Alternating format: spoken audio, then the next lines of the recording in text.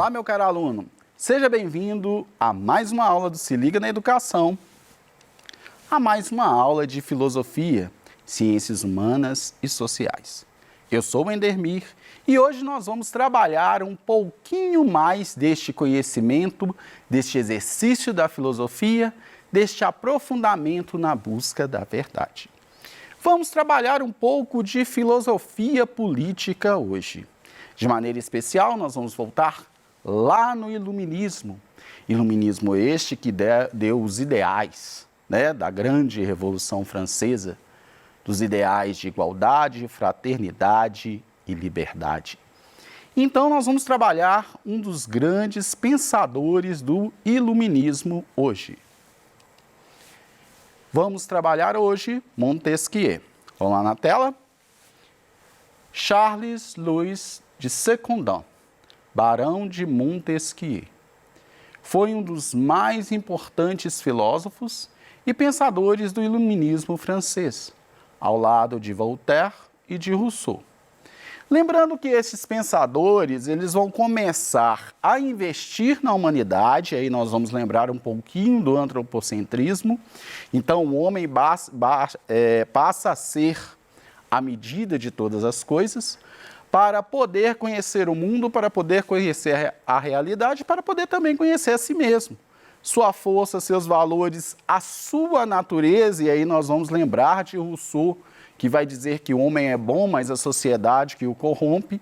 E aí nós vamos lembrar um pouquinho dos contratos sociais, em especial o contrato com Leviatã, que vai prender o homem, E aí Rousseau vai dizer o seguinte, não, este contrato tem que ser um contrato que realmente invista na realidade do homem.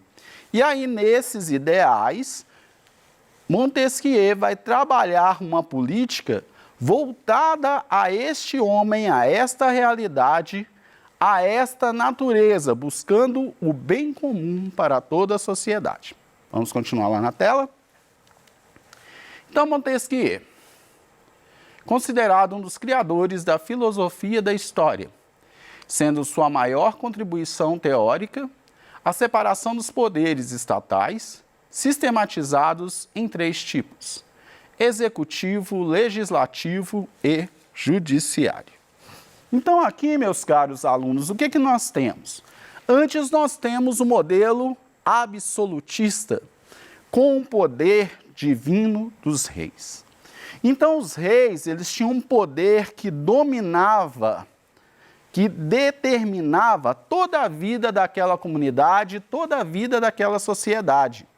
Não havia discussão, o que o rei definia era aquilo que era definido. Por quê? Ele era, lá no modelo absolutista, um representante de Deus na terra. Então contestar o rei seria a mesma coisa de contestar o próprio Deus. Então os filósofos iluministas vão trabalhar um modelo onde não há esse poder centralizado. E aí vai de encontro com o que nós temos hoje. Nós temos hoje, na nossa sociedade, na nossa república, a divisão desses 3 poderes que vão determinar o funcionamento da nossa sociedade, tal qual nós conhecemos. Mas ao longo dessa aula nós vamos aprofundar um pouco mais. Vamos continuar? Foi um crítico do absolutismo e do catolicismo. Defensor da democracia, sendo sua obra mais destacada O Espírito das Leis, publicada em 1748. Um tratado de teoria política no qual aponta para a divisão dos 3 poderes, executivo, legislativo e judiciário. Ademais, criticou as autoridades políticas e religiosas, atitude muito comum do pensamento iluminista da época. Vale destacar que o iluminismo foi um movimento cultural e intelectual europeu do século XVIII. Atualmente, essa obra é referenciada mundialmente para cientistas sociais e advogados. Então vamos pensar um pouquinho na filosofia de Montesquieu. Qual que é o objetivo dele? descentralizar o poder social e a participação de todos os cidadãos, a participação do povo. Lembrando, meus caros, não é qualquer povo. Quem tinha direito de participar dos poderes, quem tinha direito de escolher, era só quem tinha capital. Era só quem comprovava um determinado capital. Então, o povão em si não participava aqui, não. Então, ainda esse ideal que nós temos, onde todos nós participamos das decisões políticas, onde todos nós escolhemos os nossos representantes, né? Quer seja prefeito, vereadores, governador, deputados, senadores, enfim. Isso não existia. Só quem tinha dinheiro, só quem tinha poder e poder comprovado é que poderia votar e que também poderia ser eleito. Ok? Vamos continuar na tela? Então, está intimamente relacionada com o iluminismo francês, sempre fazendo fortes críticas ao excessivo poder do clero católico, bem como sua constante interferência na política.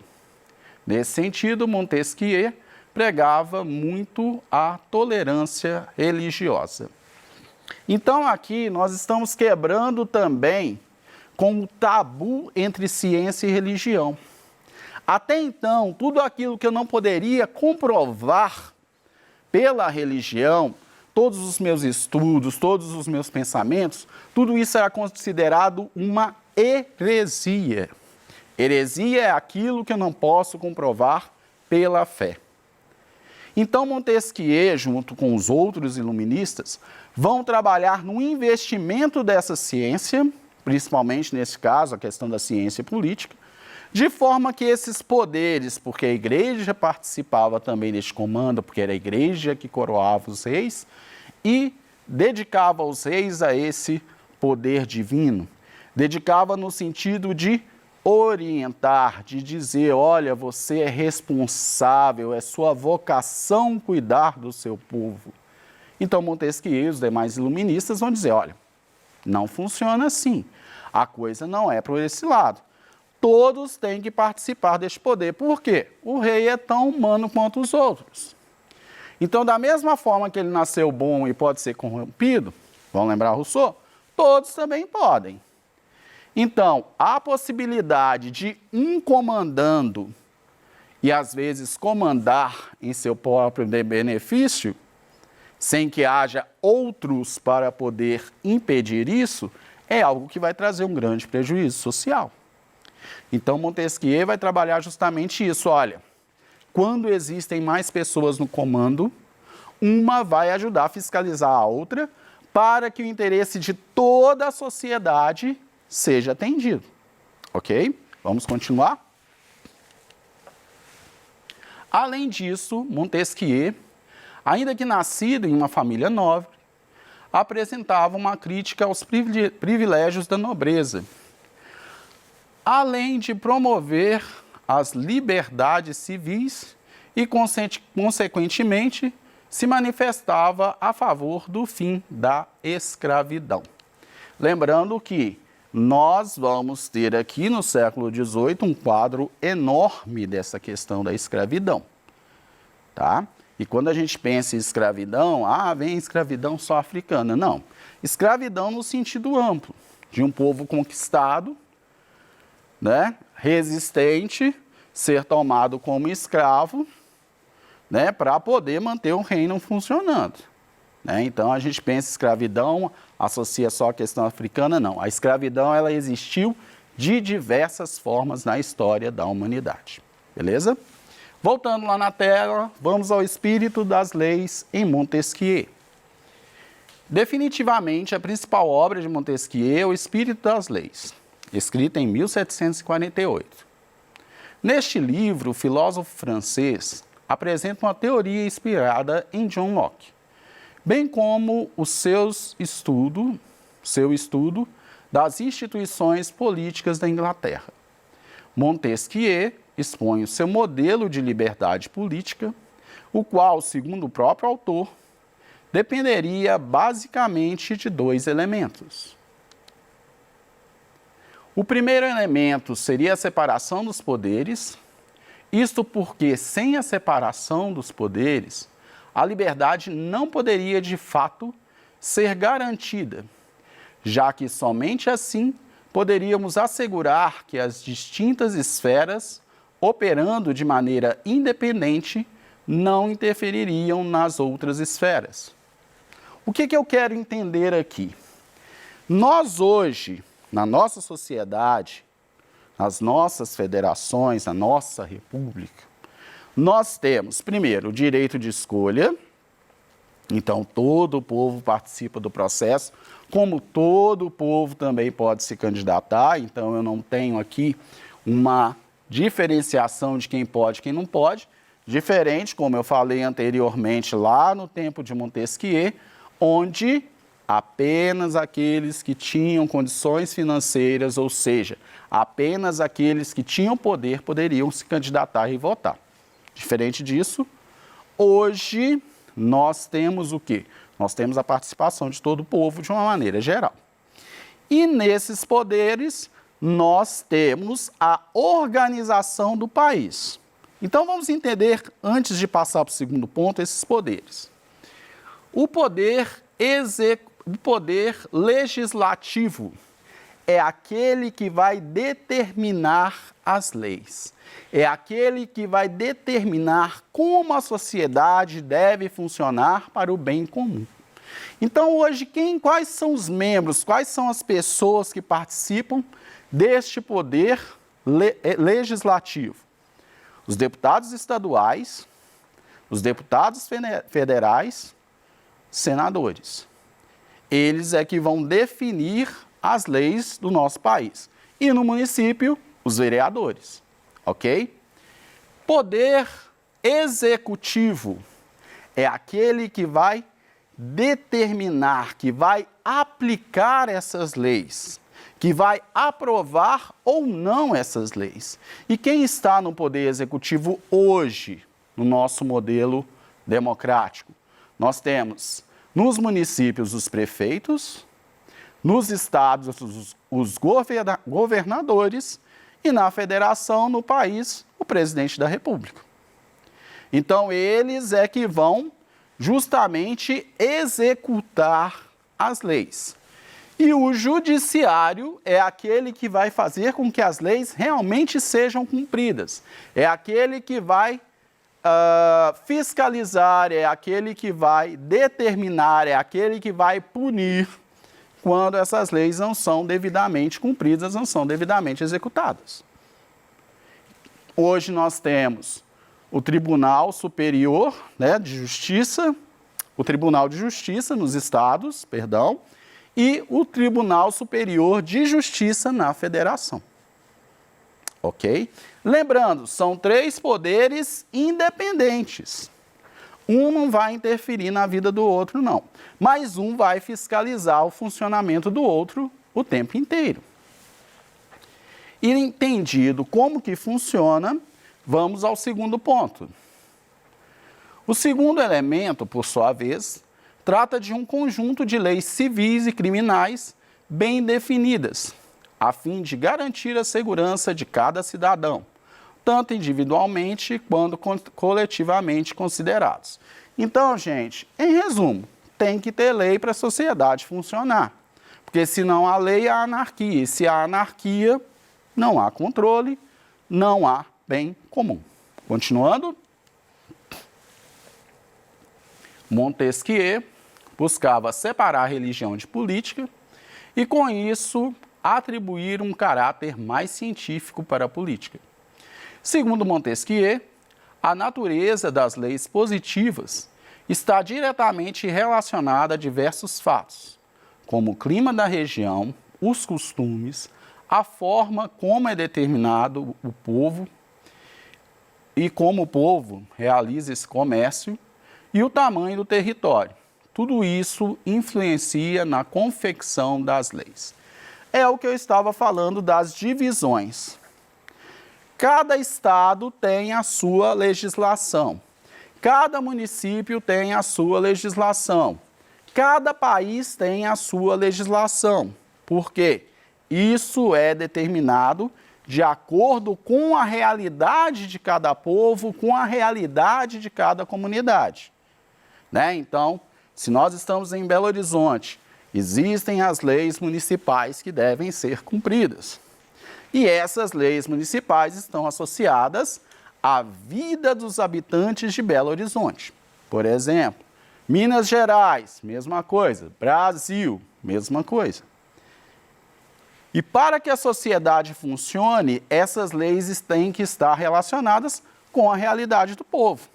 Não adianta nada eu universalizar uma lei, eu universalizar um modo de ser e um modo de viver que não tem nada a ver com aquela comunidade, com aquela sociedade. Vamos continuar?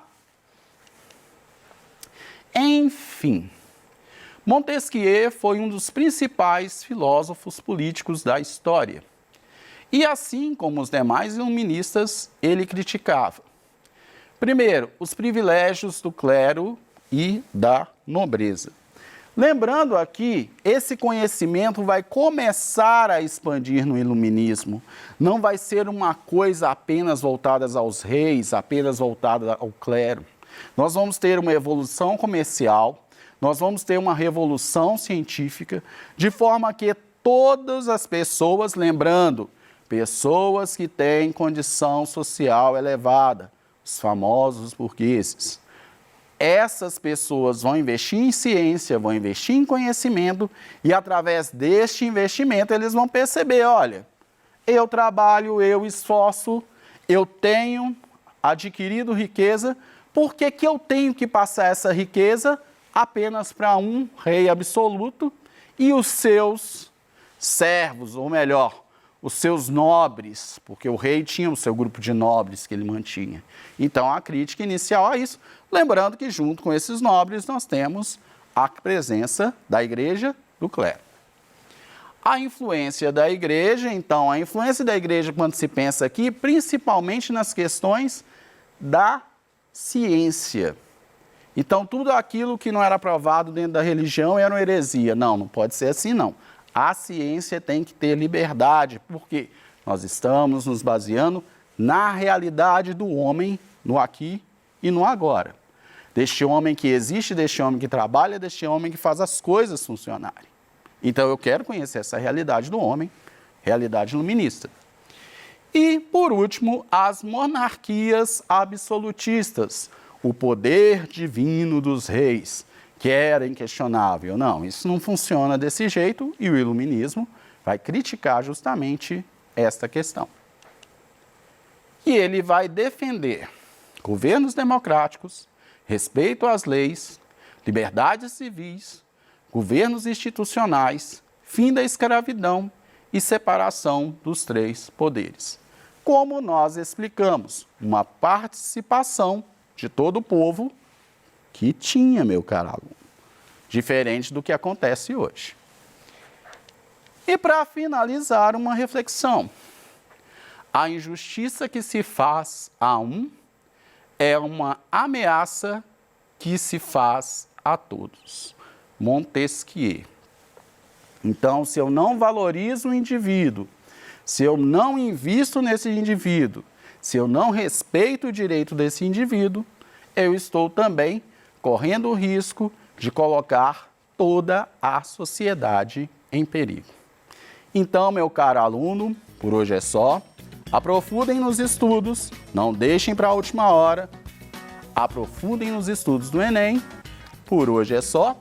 Obrigado pela participação e até a próxima aula.